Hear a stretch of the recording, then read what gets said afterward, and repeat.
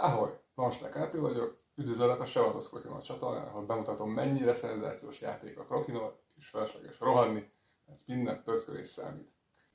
Ez a videó igazából a Scottish Grand Prix-ről és a Table of Scotlandről szóló élménybeszámom második része.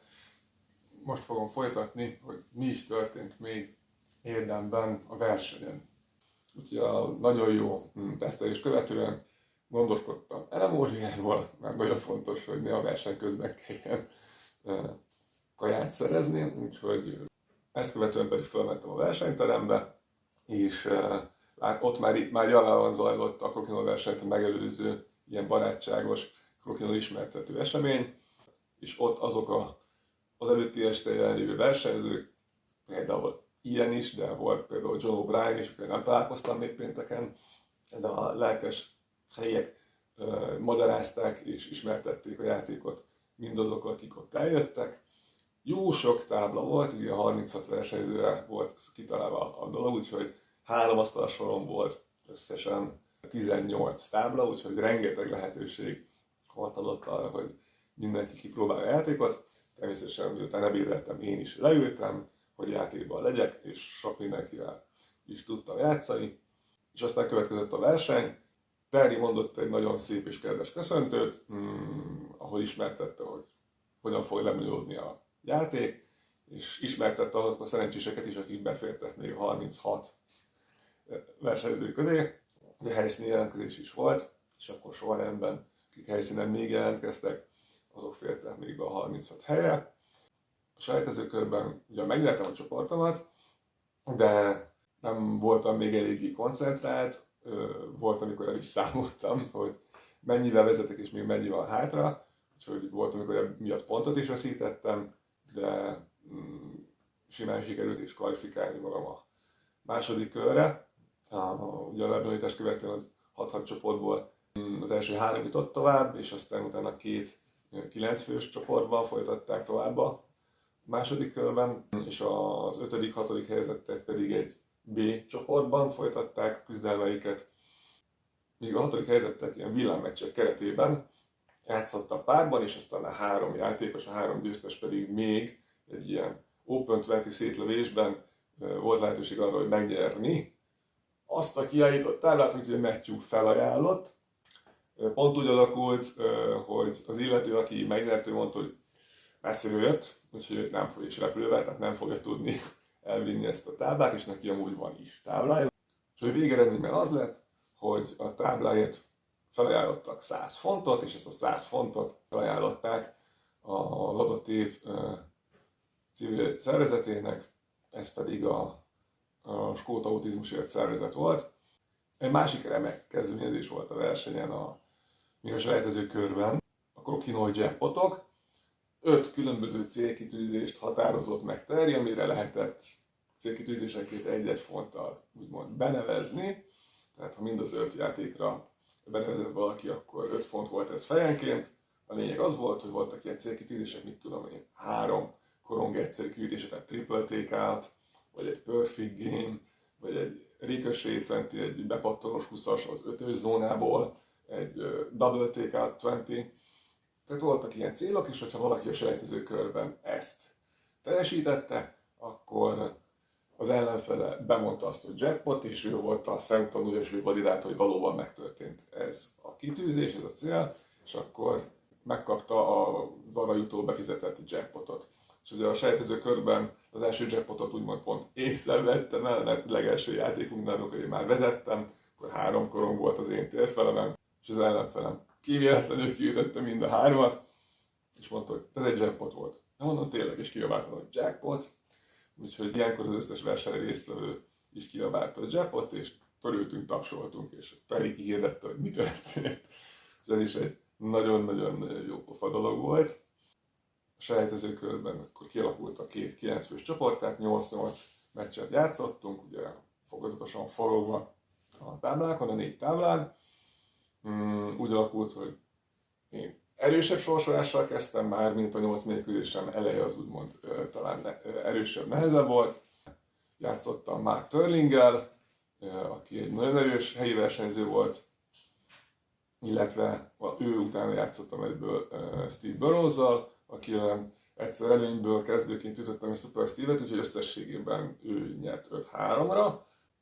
Mindkét általam kezdett játékban, amit elveszítettem, én a végén bujkálni próbáltam, de Steve nagyon ügyesen mindig kiütötte a pöcök mögött a korongomat. Ezt követően még játszottam pont Matthew-ra azzal, aki mondta, hogy nem szívesen futna össze velem. Azt a mérkőzésemet is meg tudtam nyerni 6-2-re, és onnantól kezdve nagyon, nagyon belelendültem, úgyhogy 8-0-ra tudtam hozni az összes követő mérkőzésemet. Sajnos az utolsó mérkőzésem, vagy hát nem nekem sajnos, de a nagyon kedves szervező Terrynek sajnos ővele sem voltam ilyen szempontból kedves, illetve James-tel is játszottam a korábbi bajnokkal, vele is szoros játékot játszottunk, de én nekem sikerült ilyen 8-0-ra, volt egyszer egy elképesztően közel voltunk egy Perfect Game-hez, 6-6 korong volt bent, és akkor ő sajnos elrontott, a 7-et pedig nagyon örültem volna, hogyha sikerül, mert én még versenyen sosem ütöttem senkivel sem Perfect Game-et. És akkor lezajlott a második kör, innen már csak 4 játékos jutott ugye tovább. A csoportkör úgy alakult, hogy én megnyertem a csoportomat, második lett Steve, harmadik lett Mark, és a negyedik lett James, aki a saját párharcában megverte Terryt, így Terry ippeg lecsúszott a továbbjutásról. A másik csoportban is szorosan alakultak az eredmények, ott is Helen Tembi 1 vagy 2 ponttal csúszott le a továbbjutásról.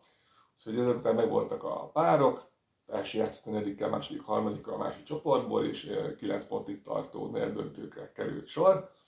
Én továbbra is gyakoroltam, játszottam bárkivel, nézővel, mi alatt vélegesítettek a csoporteredmények, és kialakításra kerültek a negyeddöntők, illetve Terry nagyon jól és nagyon ügyesen ütemezve kihirdette és átadta azokat az érmeket és eredményeket, amik már ekkor kiderültek, úgyhogy a torna legjobb újonc versenyzője is megkapta az érmét, illetve a második kör alatt ugye a B csoportban is megtörténtek a mérkőzések, és ott úgy alakult, hogy a 2 legjobb játékos, aki pont az én selejtező csoport 5. és 6. helyzete lett, ők ketten játszottak még egy döntőt, úgyhogy még azt mindenki szintén úgy így megnézte, és a B csoport döntő is megkapta a szenzációsan kinéző természetes fa érmét.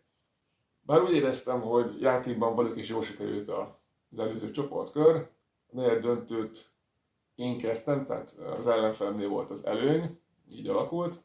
Egyetlen egy kezdő 20-asomat sem tudtam beütni a párharc során, úgyhogy így elég nehezen sikerült ez a kör számomra, de összességében 9-7-re meg tudtam verni az ellenfelemet John O'Brien-t.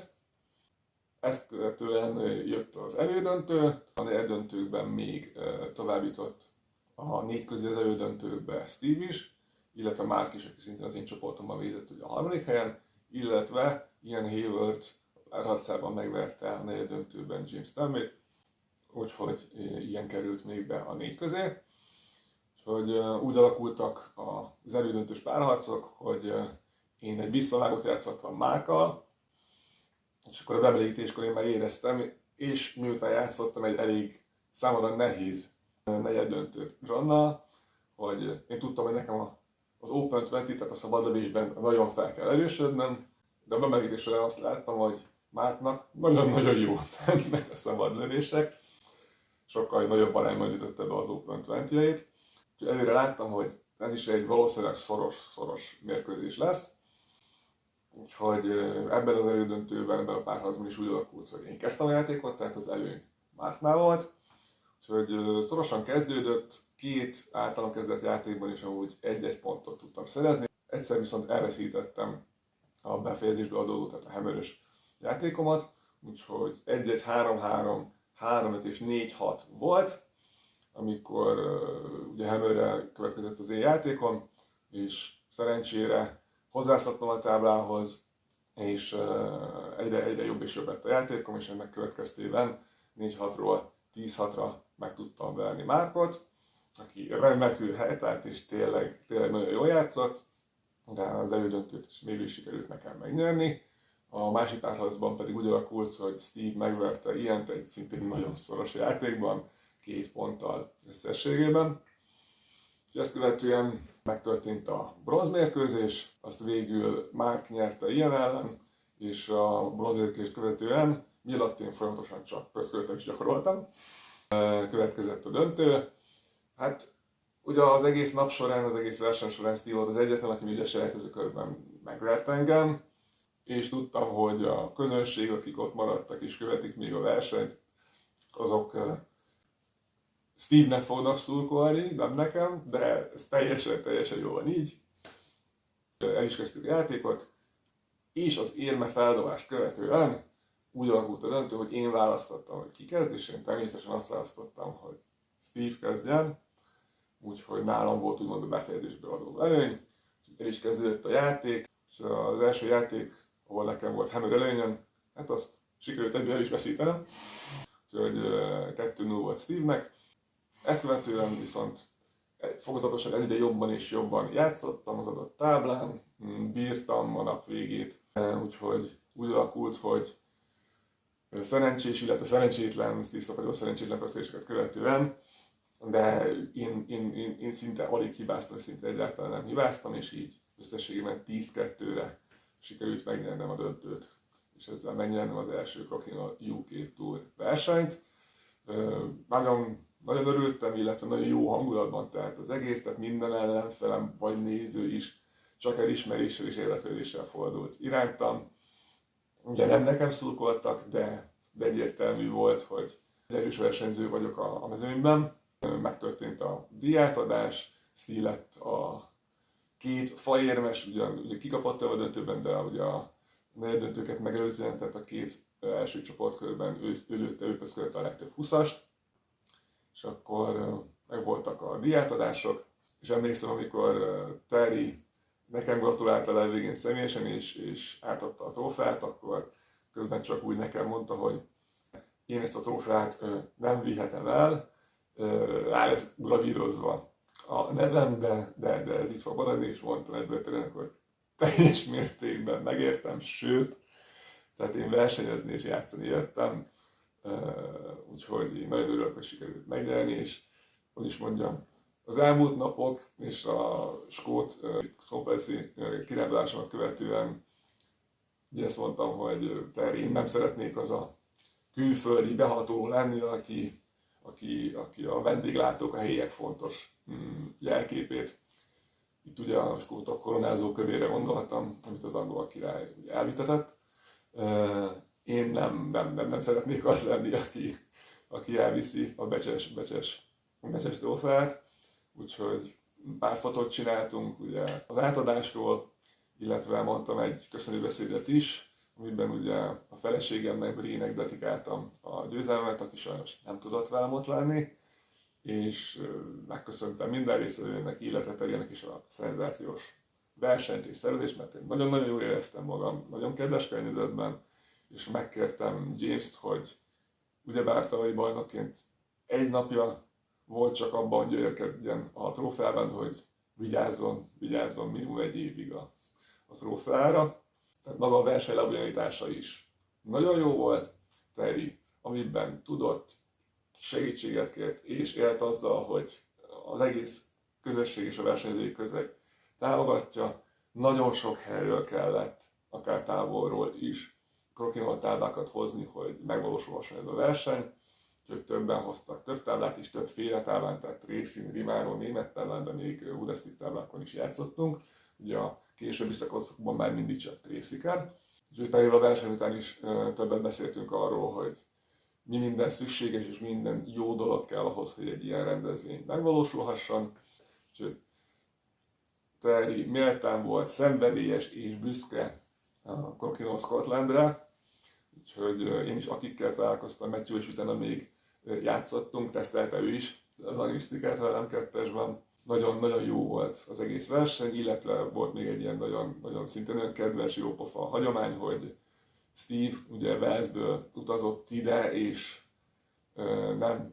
nem repülővel, úgyhogy ő hozta a táblákat, és ő volt az, aki az azt követő Walesi Valley versenynek volt úgymond a rendezője, hostja. Úgyhogy a Scottish Grand Prix végén volt egy érem átadás, az az érem, amivel eldöntötték a döntőt megelőzően, hogy ki kezd, az a Noble Coin, az átadásra került a következő verseny rendezőjére, és ez a Noble Coin a UK Tour következő eseményei végén is mindig és mindig is átadásra kerül a következő versenyt megrendező és megszervező játékosnak, versenyzőnek.